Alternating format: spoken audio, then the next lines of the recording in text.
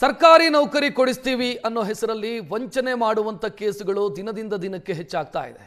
ಈಗೊಂದು ಸ್ಟೋರಿಯನ್ನ ನಿಮ್ಮ ಮುಂದೆ ಇಡ್ತಾ ಇದ್ದೀವಿ. ರೈಲ್ವೆ ಇಲಾಖೆಯಲ್ಲಿ ಕೆಲಸ ಕೊಡ್ತೀವಿ ಅಂತ ಹೇಳಿ ವಂಚಿಸಿರುವಂತ ಕೇಸ್ ಇದು. ಸುವರ್ಣ ನ್ಯೂಸ್ಗೆ ವಂಚಕರ ಜಾಲದ ಪಿನ್ ಟು ಪಿನ್ ಮಾಹಿತಿ ಲಭ್ಯ ಆಗಿದೆ. ವಿಜಯಪುರ ಜಿಲ್ಲೆಯ ಕನ್ನೂರು ಗ್ರಾಮದಲ್ಲಿ 15 ಮಂದಿಗೆ ವಂಚನೆ ಮಾಡಲಾಗಿದೆ. ಒಂದೇ ಗ್ರಾಮದ 15 ಮಂದಿ ಯುವಕರಿಗೆ ಮೋಸ ಮಾಡಲಾಗಿದೆ. ನೇಮಕಾತಿ ಪತ್ರ, ಟ್ರೈನಿಂಗು, ಸಂಬಳ ಇದೆಲ್ಲವನ್ನ ಕೂಡ ನಕಲಿ ಮಾಡಲಾಗಿದೆ. ಯುವಕರ ಬಳಿ ಲಕ್ಷ ಲಕ್ಷ ಹಣ ಪೀಕಿದ್ದಾರೆ ವಂಚಕರು. ಮಹದೇವ್ ರಾಥೋಡ್ ಎಂಬಾತ ಈ ಕೃತ್ಯವನ್ನು ಎಸಗಿರೋದು. ನಾನು CBI ಅಧಿಕಾರಿ ಅಂತ ಹೇಳ್ಕೊಳ್ತಿದ್ದಂತೆ ಈ ಮಹದೇವ್ ಮಹಾರಾಷ್ಟ್ರದ state intelligence department Mumbai railway ಇಲಾಖೆಯಲ್ಲಿ ನನಗೆ ಸಂಪರ್ಕ ಇದೆ, ನೇರ ನೇಮಕಾತಿ ಮಾಡಿಸ್ತೀನಿ ಅಂತ ಹೇಳಿ ಲಕ್ಷ ಲಕ್ಷ ವಂಚನೆ ಮಾಡಿರೋದು. ಮುಂಬೈಲಿ ರೈಲ್ವೆ ಇಲಾಖೆಯಲ್ಲಿ C ಮತ್ತು D ದರ್ಜೆಯ ಹುದ್ದೆಯನ್ನು ಕೊಡಿಸ್ತೀನಿ ಅಂತ ಭರವಸೆ ಕೊಟ್ಟು 15 ಮಂದಿ ಯುವಕರಿಗೆ ಲಕ್ಷ ಲಕ್ಷ ವಂಚನೆ ಮಾಡಿರುವಂಥ ಕೇಸ್ ಇದು. 10 ರಿಂದ 30 ಲಕ್ಷ ರೂಪಾಯಿ ಈತ ಒಬ್ಬೊಬ್ಬರಿಂದ ಸಂಗ್ರಹಿಸಿದ್ದಾನೆ. ಕೆಲಸ ಕೊಡಿಸ್ತೀನಿ ಅಂತ ಹೇಳಿ ನೇಮಕಾತಿ ಆಗಿದೆ ಅಂತ ಮೇಲ್ ಮಾಡಿರೋದು, ಇಮೇಲ್ ಕಳಿಸಿರೋದನ್ನ ಕೂಡ ನೀವು ನೋಡ್ತಾ ಇದ್ದೀರಿ ವೆಬ್ಸೈಟ್ನಿಂದ. ಹಿಂದೊಮ್ಮೆ ಏಷ್ಯಾನೆಟ್ ಸುವರ್ಣ ನ್ಯೂಸ್ ಇದೇ ರೀತಿಯ ಇನ್ನೊಂದು ಸಿಮಿಲಿಯರ್ ಕೇಸನ್ನು ಕೂಡ ಬಯಲು ಮಾಡಿತ್ತು. ಅದು ಬಿಹಾರದಲ್ಲಾದಂಥ ವಂಚನೆಯ ಬಗ್ಗೆ. ಇದು ಮಹಾರಾಷ್ಟ್ರದಲ್ಲಿ ಕೆಲಸ ಕೊಡಿಸ್ತೀವಿ ಅಂತ ವಂಚನೆ ಮಾಡಿರೋದು.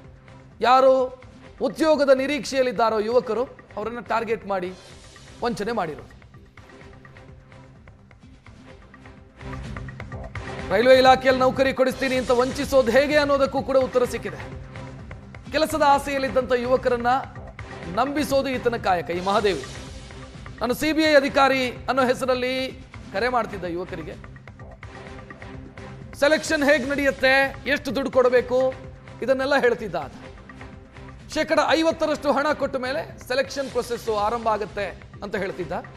ಮುಂಬೈ, ಹೈದರಾಬಾದ್, ಕೋಲ್ಕತ್ತಾದಲ್ಲಿ ಟ್ರೈನಿಂಗ್ ಅಂತ ಮಹಾದೇವ್ ಹೇಳ್ತಾ ಇದ್ದ. ಇನ್ನು ಈ ಮಹಾದೇವ್ ಮಾತನಾಡಿರುವಂತ ಆಡಿಯೋ ಕೂಡ ಲಭ್ಯ ಆಗಿದೆ, ನೋಡೋಣ.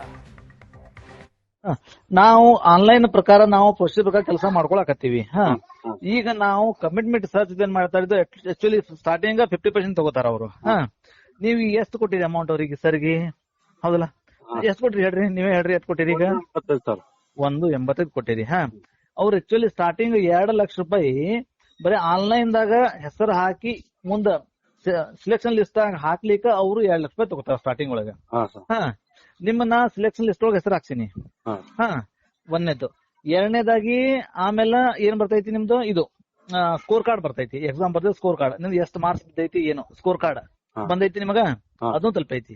ಅದು ಸ್ಕೋರ್ ಕಾರ್ಡ್ ಬಂದ್ಮೇಲೆ ನೀವು physical fit not unfit, physical PD letter ಬಂದೈತಿ.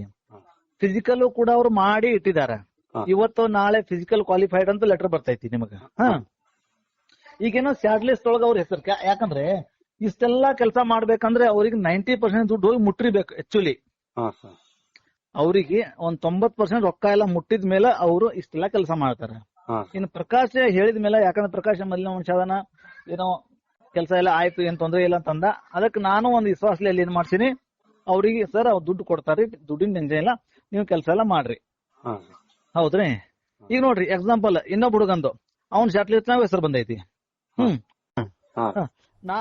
ಯಾವ ರೀತಿ ವಂಚನೆ ಮಾಡ್ತಾನೆ, ಮಾತಿನಲ್ಲೇ ಮರಳು ಮಾಡ್ತಾನೆ ಅನ್ನೋದನ್ನ ನೀವು ಗಮನಿಸಬಹುದು. ಇನ್ನು ಸುವರ್ಣ ನ್ಯೂಸ್ ನಲ್ಲಿ ಈ ಹಣ ಕಳಕೊಂಡವರು ಮಾತನಾಡಿದ್ದಾರೆ. ಸುವರ್ಣ ನ್ಯೂಸ್ ಜೊತೆಗೆ ಹಣ ಕಳಕೊಂಡವರು ಕಣ್ಣೀರು ಹಾಕಿದ್ದಾರೆ. ಮಗನ ನೌಕರಿ ಆಸೆಗೆ ಲಕ್ಷ ಲಕ್ಷ ಕೊಟ್ಟಂತ ಪೋಷಕರು ಕಣ್ಣೀರು ಹಾಕ್ತಾ ಇದ್ದಾರೆ. ದುಡ್ಡು ಇಲ್ಲ, ಕೆಲಸನೂ ಇಲ್ಲ ಅಂತ ಕಣ್ಣೀರು ಹಾಕ್ತಾ ಇದ್ದಾರೆ. ಮಗ ಸೋಮಲಿಂಗನ ಕೆಲಸಕ್ಕಾಗಿ 11 ಲಕ್ಷ ಸಾಲ ಮಾಡಿದ್ರು ಇಲ್ಲೊಬ್ರು ತಂದೆ. 3% ಬಡ್ಡಿಯಂತೆ 11 ಲಕ್ಷ ರೂಪಾಯಿ ಕೊಟ್ಟಿದ್ರು. ಮಲ್ಲಿಕಾರ್ಜುನ 2 ಕ್ರೂಸರ್ ವಾಹನ, ಜಮೀನು ಮಾರಿ ಎಲ್ಲ ದುಡ್ಡು ಕೊಟ್ಟವ್ರು ಇದ್ದಾರೆ. ಅವರೆಲ್ಲ ಸಂಕಷ್ಟ ಅನುಭವಿಸ್ತಾ ಇದ್ದಾರೆ. ದುಡ್ಡು ಇಲ್ಲ, ಕೆಲಸನೂ ಇಲ್ಲ, ವಂಚನೆಗೊಳಗಾದ್ವಿ ನಾವು ಅಂತ ಕಣ್ಣೀರು ಹಾಕ್ತಾ ಇದ್ದಾರೆ. ಕೇಂದ್ರ ಸರ್ಕಾರದ ರೈಲ್ವೆ ಇಲಾಖೆಯಲ್ಲಿ ನೌಕರಿ ಕೊಡಿಸ್ತೀನಿ ಅಂತಕ್ಕಂಥ ಮಾಫಿಯಾ ಏನಿದೆ, ಈ ದಂಧೆ ಏನಿದೆ, ಇದು ಬೇರು ಬಿಟ್ಟಿರುವಂಥದ್ದು. ಇದರ ಆಳ ಅಗಲವನ್ನು ನೋಡಿದ್ರೆ ನೀವು ಕೂಡ ಒಂದು ಕ್ಷಣ ಶಾಕ್ ಆಗ್ತೀರಿ. ಈ ಹಿಂದೆ ಕೂಡ ಏಷ್ಯಾನೆಟ್ ಸುವರ್ಣ ನ್ಯೂಸ್ ಇಂಥದ್ದೇ ವರದಿಯನ್ನು ನಿಮ್ಮ ಮುಂದೆ ಇಟ್ಟಿತ್ತು. ಈಗ ಮತ್ತಷ್ಟು ಜನರಿಗೆ ಏನಂತಂದರೆ ಈ ರೀತಿಯಾಗಿ ಮೋಸ ಆಗಿದೆ ಅಂತಕ್ಕಂಥದ್ದು ಈಗ ಬೆಳಕಿಗೆ ಬರ್ತಾ ಇರುವಂಥದ್ದು.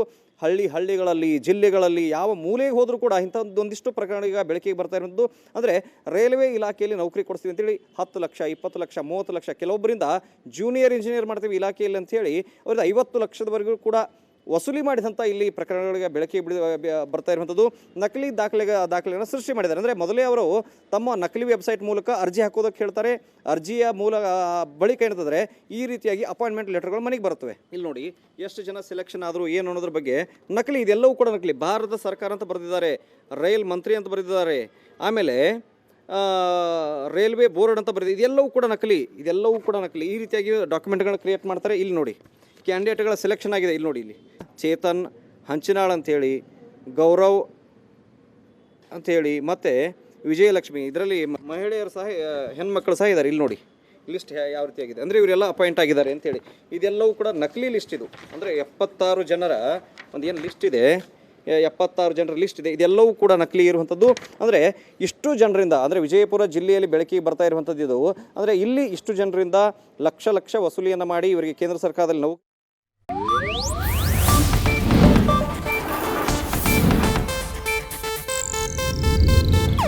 ಇದು ಏಷ್ಯಾನೆಟ್ ನ್ಯೂಸ್ ನೆಟ್ವರ್ಕ್ ಪ್ರಸ್ತುತಿ.